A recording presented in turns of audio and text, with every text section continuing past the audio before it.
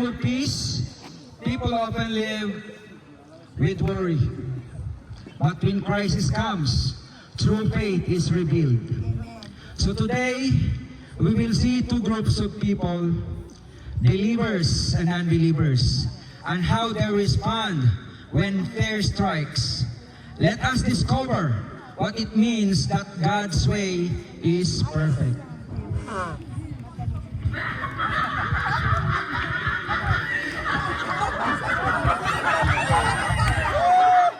Mag-ready na kayo, ha? Oh.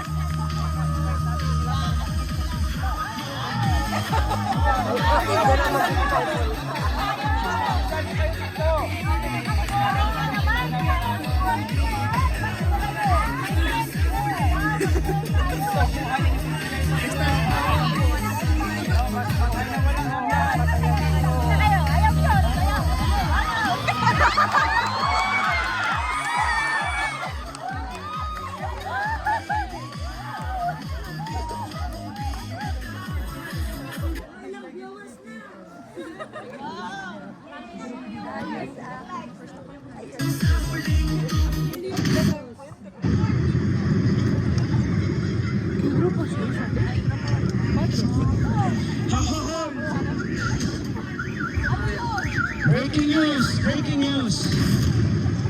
Sa napag-alaman, sumiklab ang digmaan sa gitnang silangan. Sa pagitan ng bansang Israel at Estados Unidos, laban sa Iran. Gumante ang Iran at naglunsad ng bomba patungo sa militar ng Estados Unidos sa Abu Dhabi, na siyang nagdulot ng pagkamatay ng isang Pakistan nasyonal at 7 nasugatang katao. Tinatayang apektado ang mga paliparan sa gitnang silangan na silang dahilan ng pagkaalarma ng mga tao.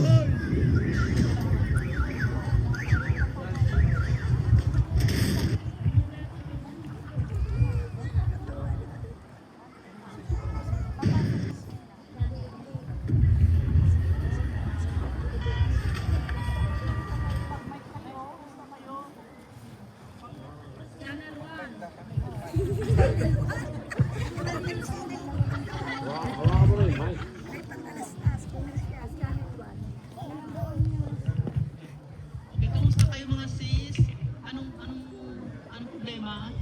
Hindi kami okay kasi yung kasama namin, yung mga pamilya na nasa Middle East, yung balita na sa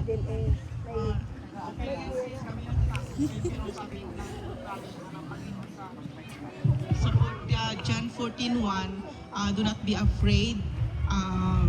If do not be afraid.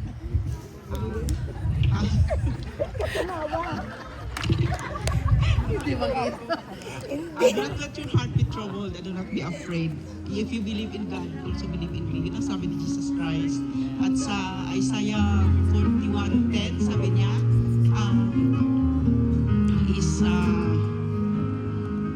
do not let your heart, do not fear, for I am with you. Do not be dismayed, for I am your God. I will strengthen you and help you. I will uphold you with my righteous hand. Yun ang promise ng Panginoon. At sabi din niya sa Psalms 18:30, as for God, His way is perfect. The word of the Lord is proven. He is a shield in all who trust in Him. So sa pagkakataon nito mga kapatid, handa niyo bang tanggapin si Jesucristo bilang iyong Diyos at tagapagligtas? At ako ay pangungunahan ko kayo sa panalangin. So tayo manalangin.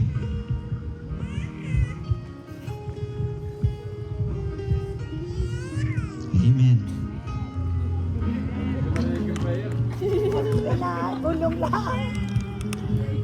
So in times of fear, we have a choice to panic or to trust. God's way is always perfect. His word never fails. And He protects all those who trust in Him. May we all choose trust in God.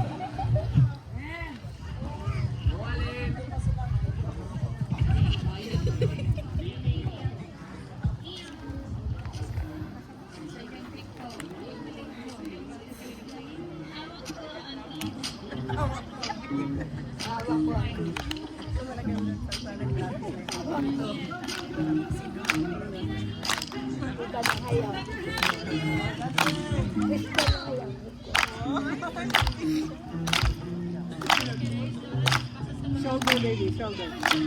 Oh, napala. Mia, shoulder. Ito kuya, Justin.